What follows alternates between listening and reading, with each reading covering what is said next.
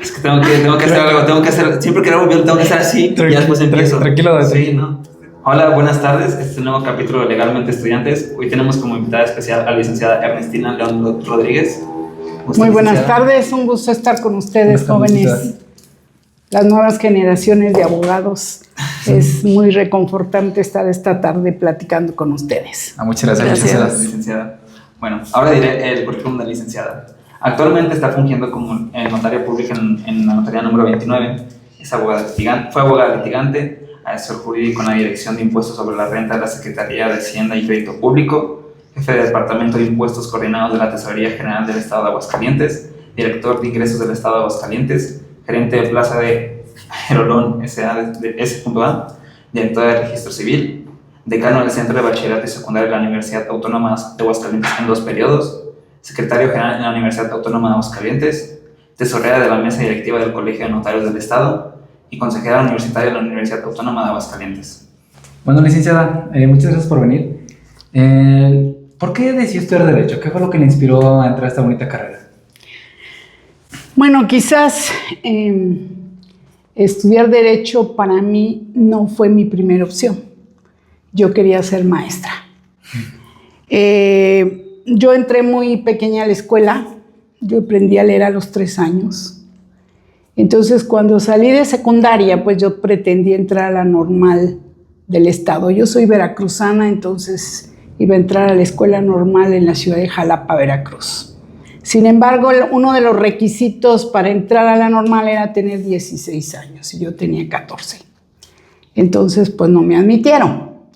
Y el director de la normal le dijo a mi mamá que mientras me metiera al bachillerato, al área de humanidades, y el año siguiente, aun cuando todavía no iba a cumplir 16, me podría aceptar. Y que además las materias que llevaría yo en el área de humanidades, probablemente podría yo rivalidarlas y a lo mejor alcanzar a la generación que no estaba yo abordando en ese momento. Por aquella época yo era siempre he sido una lectora ávida y leí un libro que se llama La columna de hierro, que es la vida de Marco Tulio Cicerón, allá en la Roma. Entonces, pues a mí me impactó mucho ese libro y además siempre he pensado que los maestros podemos ser una buena o una mala influencia. Yo tuve 2 maestros licenciados en Derecho que me dieron diferentes materias en el bachillerato, porque antes el abogado pues prácticamente era un todólogo, era una gente muy culta. Y en aquel tiempo, pues por ejemplo, quizás no había muchos egresados de la carrera de filosofía, no había quien supiera etimologías grecolatinas, quien nos diera lógica, geografía, historia, derecho. Y entonces, bueno, pues esos 2 maestros de alguna manera me marcaron. Ellos nos platicaban sus casos, sobre todo en la materia de derecho, nos platicaban los casos que tenían y pues a mí me empezó a interesar. De tal manera que cuando acabé el bachillerato y mi padre me dijo que ahora sí ya podría irme a estudiar a la normal, le dije, ya no quiero irme a la normal, ahora quiero irme a estudiar Derecho. La única condición que me puso mi padre fue que estudiara en la UNAM. Él era médico, egresado de la UNAM, y me dijo, bueno, después de vencer cierta reticencia, porque mi familia era de puros médicos, sus hermanas eran doctoras, mis primos eran biólogos, químicos, es decir, todos en el área de la medicina. Después de romper cierta reticencia, aceptó. Y también empujado por mis maestros que eran sus amigos y que le decían, pues que le veían en mí ciertas capacidades para ser un buen abogado. Pues me fui a la Ciudad de México a presentar mi examen de admisión, como ahorita lo están presentando muchos alumnos para ingresar a la escuela o a la Facultad de Derecho. Y bueno, pues para sorpresa mía, porque yo fui a un auditorio a presentar el examen donde había más de 900 alumnos, y eso que en ese momento no había habido egreso de bachillerato en el Distrito Federal porque habían aumentado los años de preparatoria de 2 a 3. y yo venía de una prepa de 2, entonces en ese año no hubo egresados en el Distrito Federal. Casi todos los que ingresamos ese año éramos pura gente de provincia. Y bueno, pues para mí, no sé, desencanto, porque yo quería irme a Jalapa, no quería irme a la Ciudad de México, me daba cierto temor, ¿no? Pues quedé en el segundo lugar. Y entonces, pues, mi papá me dijo, pues, bienvenida a la UNAM, ¿verdad? Ya eres Puma, y bueno, pues, a ver si es cierto que tu vocación es el derecho. Y así fue como estudié derecho, y tuve la fortuna de tener a grandes maestros, los autores de los libros, Burgoa, Recasens, pues muchos que ya fallecieron, pero que en aquel momento eran los que escribían los libros y eran los que iban a dar clases por vocación, porque iban solamente 1 o 2 horas a darnos clases y todo el demás tiempo pues lo dedicaban a sus propias carreras, ¿no? Es decir, había muy pocos maestros de tiempo, la mayoría eran maestros que iban por 1 hora o por 2 horas y que le ponían toda la pasión al derecho, y pues eso hizo que aún me enamorara más de la carrera. Bueno, cuando usted estaba estudiando la universidad, ¿cuál fue la materia que más le interesó durante la carrera? Bueno, obviamente todas las materias de la carrera son apasionantes, ¿no? El derecho civil, debo decirles que el que nunca me gustó fue el derecho penal. Sin embargo, quizás por el maestro que me tocó, el maestro Víctor Carlos García Moreno, yo me hice una apasionada del derecho internacional privado, ¿sí? Tan es así que, bueno, pues yo empecé a ayudarlo como maestra adjunta a dar clases en la escuela, en la Facultad de Derecho. Los adjuntos no crean que eran quienes iban a sustituir al maestro cuando no iba, ¿no? Dábamos clase y el maestro se sentaba como si fuera un alumno más y nos preguntaba, a ver, dígame o explíqueme mejor esto porque no le entendí. Y al final de la clase nos retroalimentaba, nos decía, oye, no cerraste bien, muévete más, no te quedes parada, sé un poco más clara, más explícita, contéstale mejor a los alumnos. Es decir, aparte, realmente nos enseñaban lo que era ser un maestro, ¿sí? Creo que esa figura es la que está faltando en nuestra escuela de Derecho para crear realmente profesores que den clases en nuestra escuela, ¿verdad? Porque yo veo que ahora los adjuntos pues son los que van cuando el maestro no va. Y a veces uno tiene que repetir lo que dijo el adjunto porque los alumnos le dicen es que no le entendimos muy bien, ¿no? Quizás nos falta eso, el estar presentes para irles corrigiendo sus errores y tratar de que sean mejores maestros de lo que somos nosotros. Entonces el internacional privado para mí se hizo pues algo muy interesante, muy importante. Déjenme decirles que ahora cambió todo. Yo lo que estudié ya prácticamente nada se aplica, ha dado una vuelta de 180 grados, pero eso ha pasado en la mayoría de las materias, de tal manera que a veces les digo a mis alumnos que yo debería ya de volverme a inscribir en una escuela de Derecho porque todo lo que me enseñaron resulta que ya se quedó atrás. ¿Y a qué se debe que no le haya gustado la materia de Derecho Penal? Quizás por un sentido de justicia, a lo mejor malentendido. Decía yo, bueno, si me toca defender a un culpable, ¿qué voy a hacer? ¿Sí? Okay. ¿Y era más como este remordimiento de tener que defenderlos o...? No remordimiento, sino quizás que no le pusiera las ganas no que le pondría a alguien que fuera inocente, ¿no? Sí, claro, porque es que ahí es donde entra la ética del abogado. Exactamente, quizás me iba a ver en un conflicto moral, ¿no? Y no podría defender solamente a los inocentes, porque además resulta que a veces los inocentes son culpables. Ah, sí, claro. Sí. Y después de salir de la carrera, ¿cuál fue su primer trabajo en el ámbito del derecho?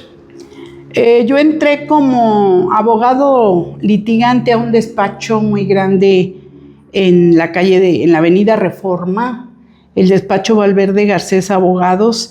Tuve mucha suerte porque el licenciado realmente era alguien que había nacido para el litigio.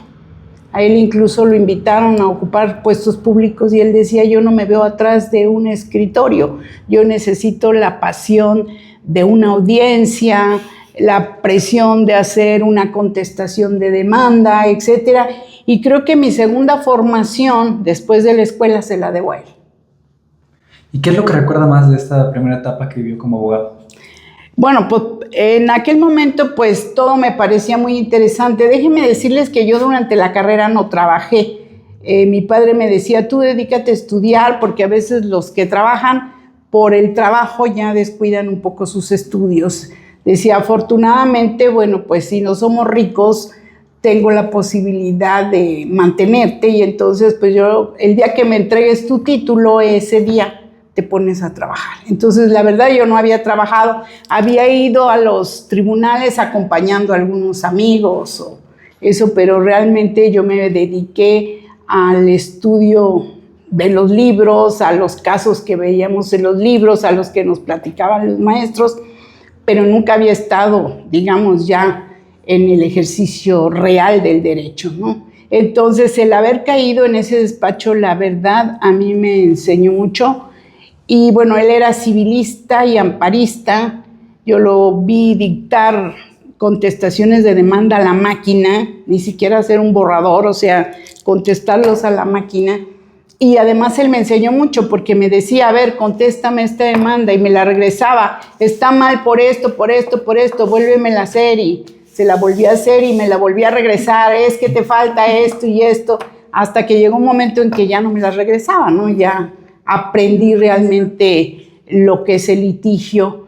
Vivimos muchas aventuras en el momento de embargar a la gente. Un día nos sacaron la pistola, etcétera, etcétera. Es decir, era realmente apasionante, ¿no?, el ejercicio del derecho en ese momento.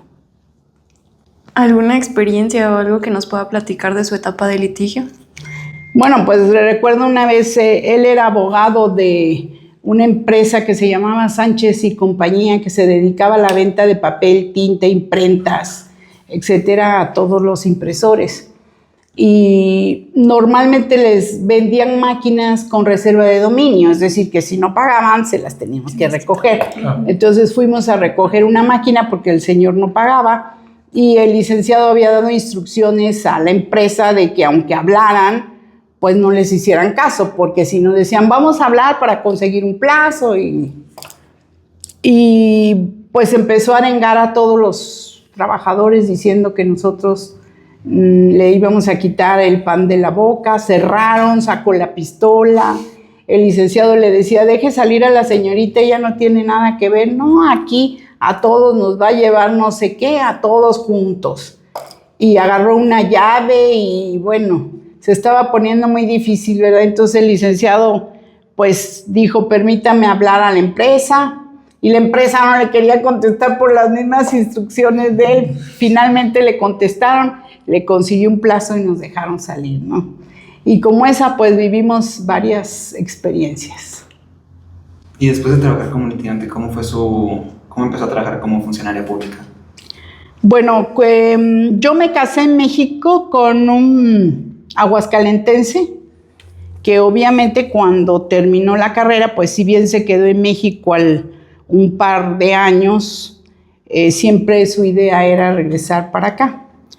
Ustedes son muy jóvenes, no recordarán, pero el gobernador en aquel momento, don Refugio Esparza Reyes, llegó a la gobernatura realmente sin un equipo de trabajo.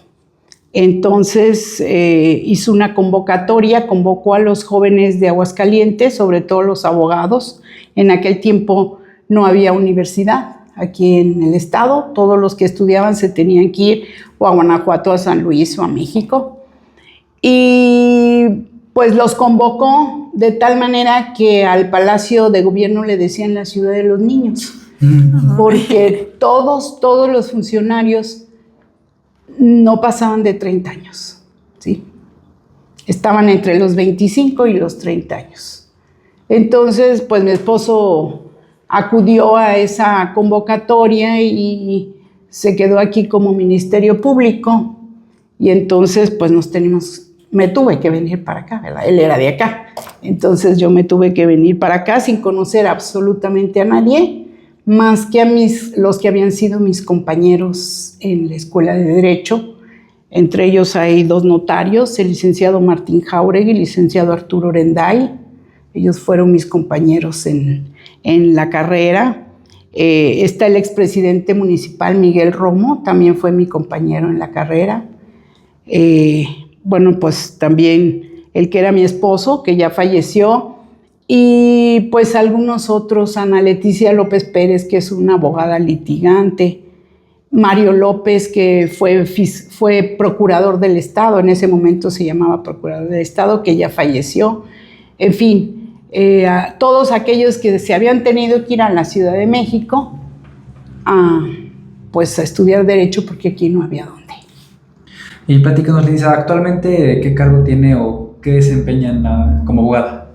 Bueno, ahorita funjo como el notario público número 29 desde el 25 de noviembre de 1986. O sea, ya tengo mucho camino recorrido como notario público.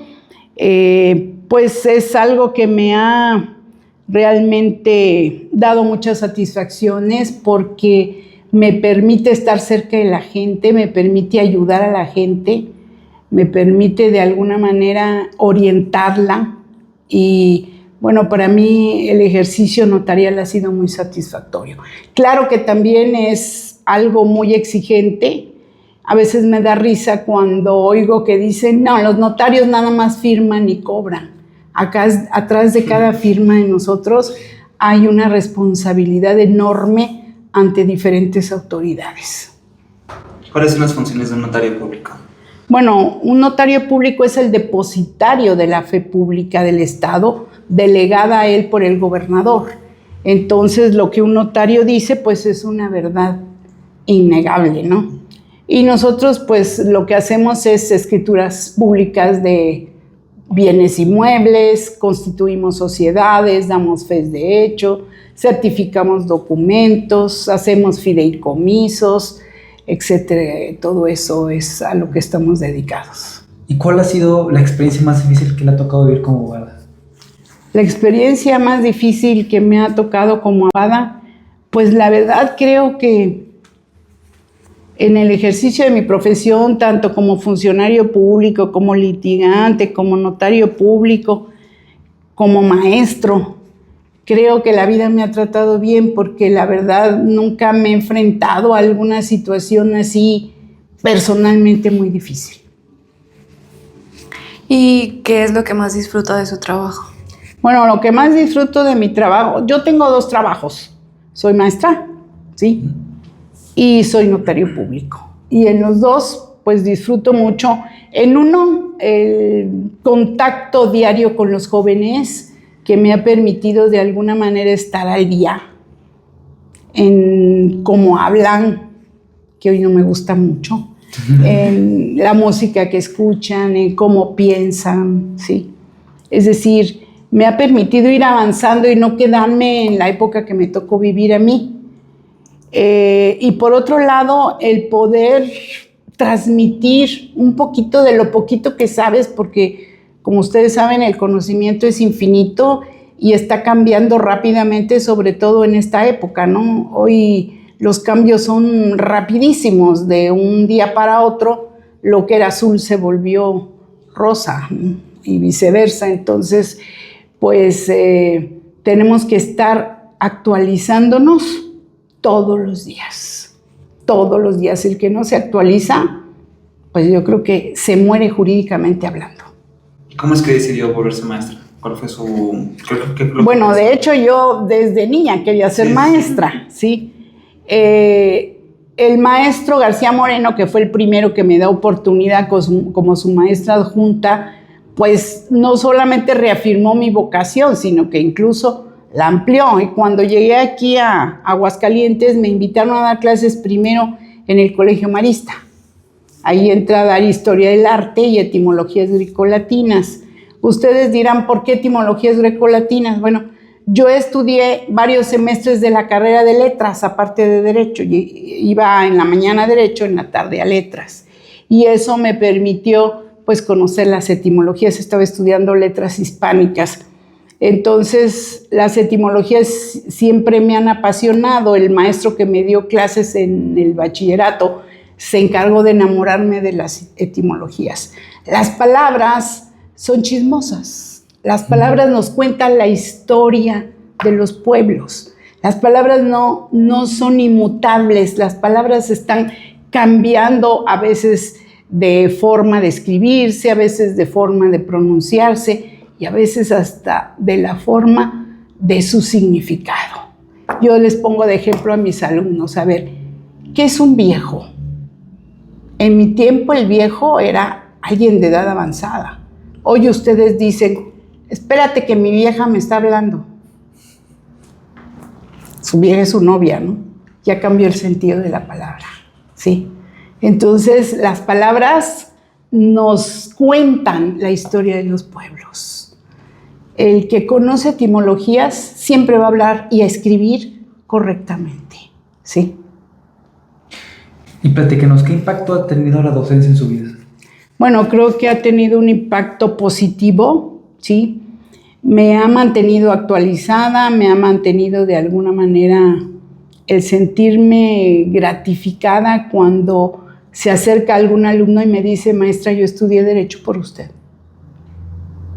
El que usted puede inspirar a 1, a 2, a 10, creo que es gratificante y creo que le dice a usted que lo que está haciendo no lo está haciendo tan mal. Y que está sirviendo para algo, ¿verdad? Y que está sirviendo para algo, está trascendiendo de alguna manera. Creo que la tarea del maestro es algo que no se ve, pero que está ahí.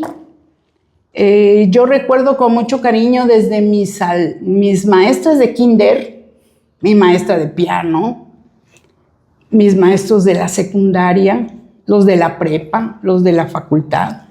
Yo estaba haciendo la maestría que tuve que dejar a la mitad porque me nombran decana del centro de bachillerato y entonces pues ya no podía, ¿no? O atiendes una cosa o atiendes otra.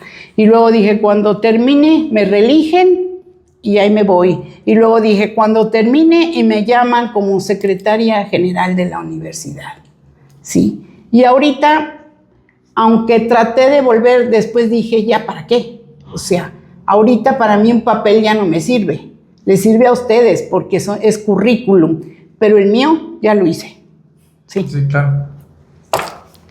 Muy bien, y luego platíquenos cuáles considera usted que son los obstáculos que atraviesa la docencia en la actualidad. Bueno, el principal obstáculo son los celulares.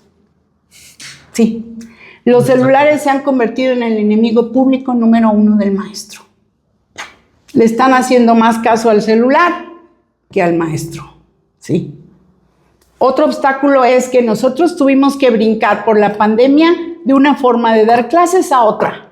Es decir, tuvimos que dar clases a distancia y tuvimos que meternos, sobre todo los que ya éramos maestros de edad, en una tecnología que a veces hasta nos era un poco ajena, porque decíamos, ¿yo para qué quiero esto? No lo necesito mucho. Y nos tuvimos que adentrar y abrir, saber manejar pues toda la tecnología para poder entrar a las clases a distancia. A veces yo decía, ¿realmente me estarán viendo? ¿O estoy hablándole a una máquina como loquita y nadie hay detrás de aquel lado? Porque les decía yo, prendan sus cámaras y todo el mundo tenía pretextos. Mi cámara no funciona bien, mi micrófono no se oye, etcétera, etcétera, ¿sí? Entonces tuvimos incluso que hasta compartir nuestro espacio privado. Es decir, estábamos desde nuestra casa, se veía nuestra casa. Los alumnos entraron a nuestra casa, a nuestro espacio privado, ¿sí? Creo que ese fue el principal reto y de ahí para adelante yo creo que el reto de la tecnología, la inteligencia artificial, va a ser algo que le va a poner a los maestros algo o obstáculos difíciles de superar. ¿Y este reto se había incrementado, o sea, cuando llegó la pandemia o antes ya empezaba a haber indicios de este problema? Bueno, ya empezaba a haber indicios de esto, ¿verdad?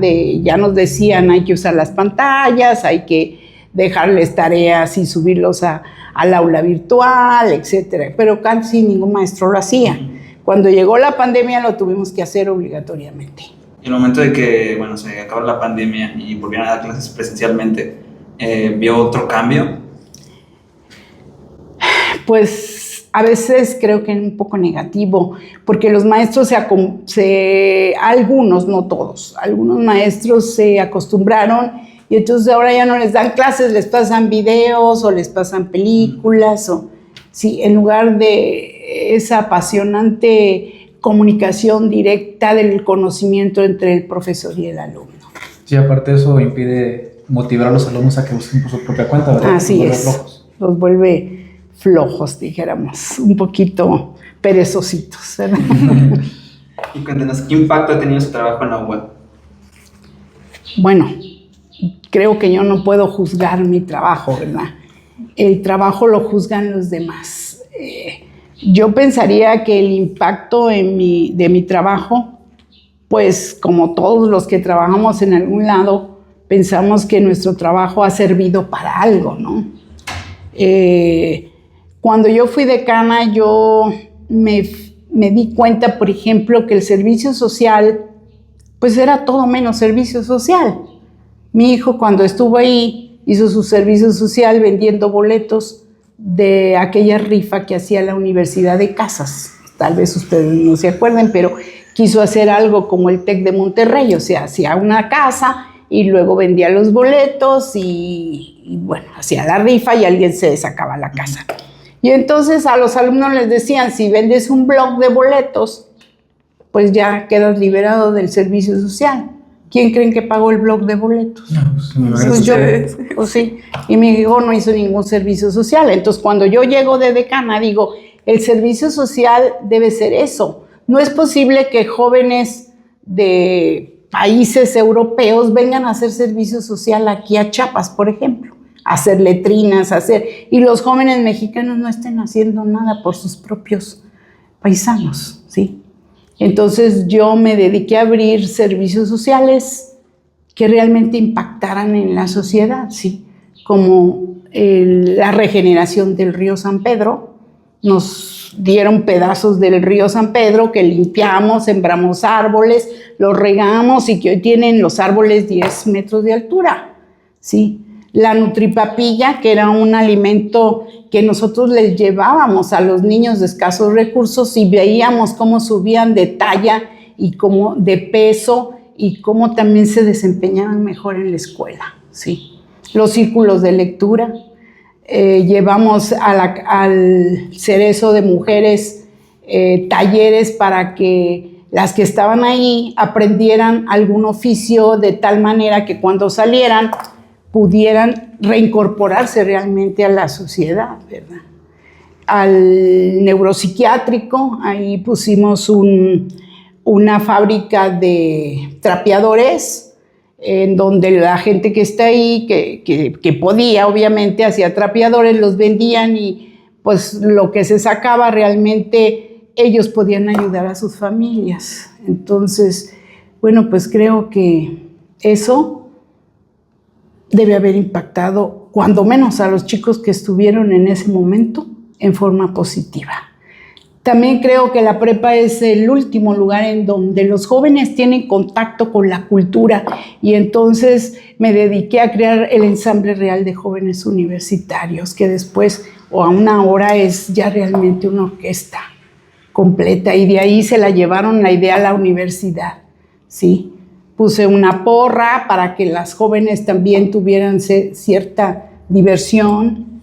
Hicimos la escolta, la banda de guerra, que después también se la llevaron a la universidad, pero todo eso nació en el bachillerato durante los 6 años que yo estuve al frente de ellos. Puse un programa que se llamaba Los Bebés Robots. Compramos bebés que eran como niños reales y que eran una computadora.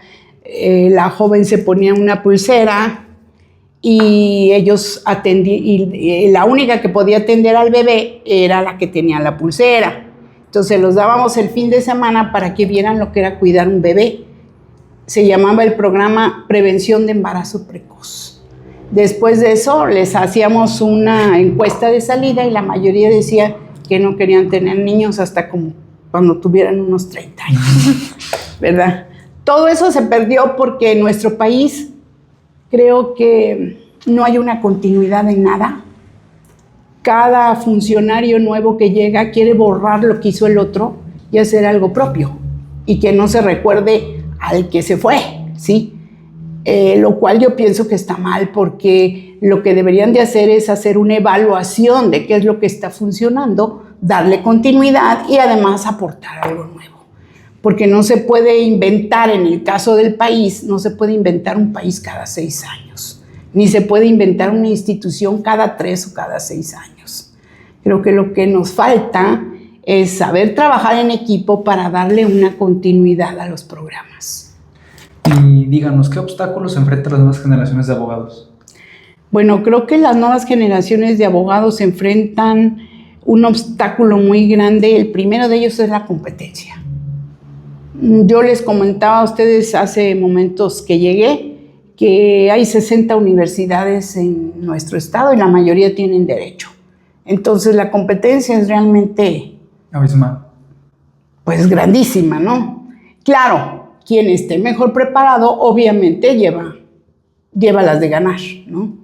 Y hay universidades pues que con no morirse les dan el título.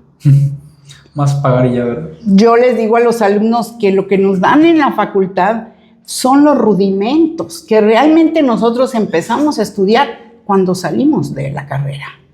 Ahí empezamos, cuando en el día a día se nos presentan los problemas reales y entonces hay que ponernos a estudiar para ver cómo lo vamos a resolver. Obviamente vamos a recordar las lecciones de nuestros maestros, pero nos van a servir simplemente como un basamento, ¿no? Realmente somos nosotros con nuestra inteligencia y con nuestros conocimientos los que tendrán que dar la respuesta adecuada al cliente, ¿sí? Entonces, el que esté mejor preparado, obviamente, pues tendrá más posibilidades de sobresalir entre los demás. Pero sí, de una época en donde no había facultad aquí de derecho, aquí en el estado, y donde los que salían a estudiar eran 5, 6 o 10, ahora no sé cuántos egresados de derecho hay a cada año, pero No, simplemente en la universidad son 100, ¿no? son 100 y súmanle las de las 60 universidades. No, sí, demasiada competitividad. Mucha competencia, ¿verdad? Yo creo que ese es el principal obstáculo. Otro obstáculo es el derecho, la rapidez con la que se está moviendo el derecho, que los va a obligar a estarse actualizando todos los días, independientemente de la materia que ustedes elijan para desempeñarse, ¿verdad? Porque pueden ser civilistas, pueden ser internacionalistas, pueden ser ambientalistas, pueden ser diplomáticos, pueden ser penalistas, ¿no? En fin, yo creo que el nicho de oportunidades para un abogado es muy grande, ¿no? No se trata solamente de tramitar divorcios o sacar a los que atropellan a alguien de la cárcel. Creo que el abanico de oportunidades es muy amplio actualmente para los abogados. ¿Y qué consejo nos daría a nosotros los estudiantes de Derecho? Bueno, primero que traten de aprovechar al máximo las lecciones de sus maestros. Esas son invaluables. ¿Por qué? Porque atrás de cada maestro hay una experiencia, hay un cúmulo de experiencias, ¿sí? Y a veces decimos, ay, es que el maestro es muy aburrido. Yo a mis alumnos de la prepa les digo, miren, todos los maestros tenemos algo que enseñarles, aunque sea no ser como nosotros. ¿Sí? Es cierto.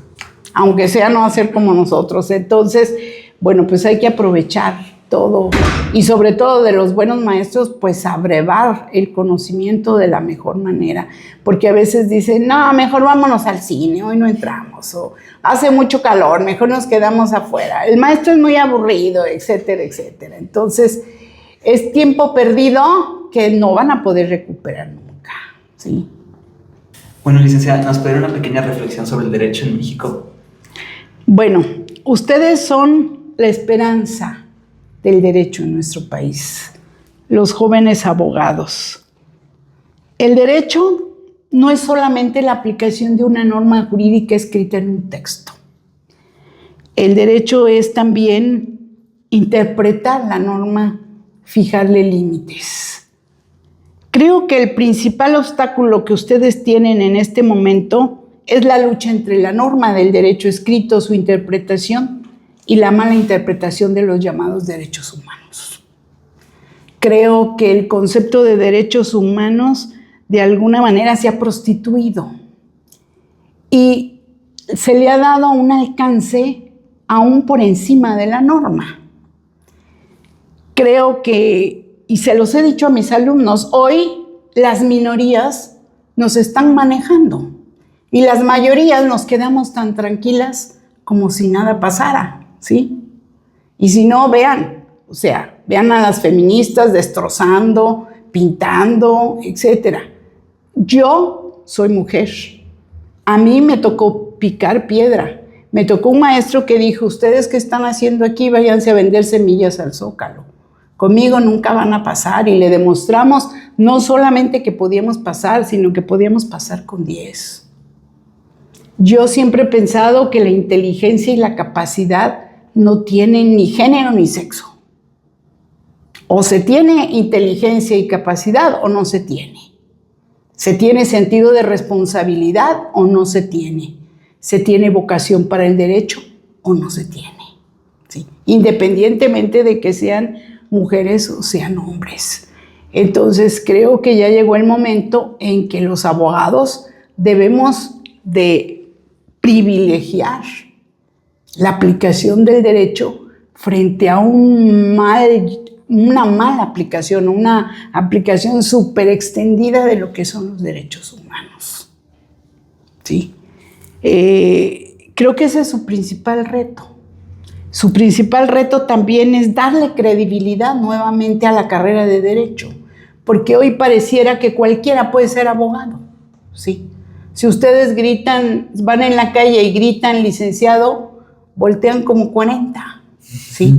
Y antes, cuando hablaban de un licenciado, hablaban de una gente, en primer lugar, culta, en segundo lugar, de una presencia impecable, en tercer lugar, de un conocimiento profundo, no solamente del mundo del derecho, sino de la cultura en general. Hay que volver a darle la importancia que tenía el abogado en la sociedad. Creo que ese es su principal reto, y yo los conmino a que ustedes, de alguna manera, se sientan orgullosos de ser licenciados en Derecho como me siento yo, ¿sí? Yo estoy muy orgullosa de ser licenciado en Derecho, y creo que si volvieran a ser, volvería a ser licenciado en Derecho, porque esta carrera es tan noble que me permitió incluso mi otra vocación, la de ser maestra. Eso ha sido todo por el capítulo de hoy. Muchísimas gracias por venir, licenciada. Al contrario, gracias a ustedes por la invitación. Esperen la siguiente semana para un nuevo capítulo del podcast Legalmente Estudiantes. Y suscríbanse, por favor, no dejen comentarios feos, puros bonitos.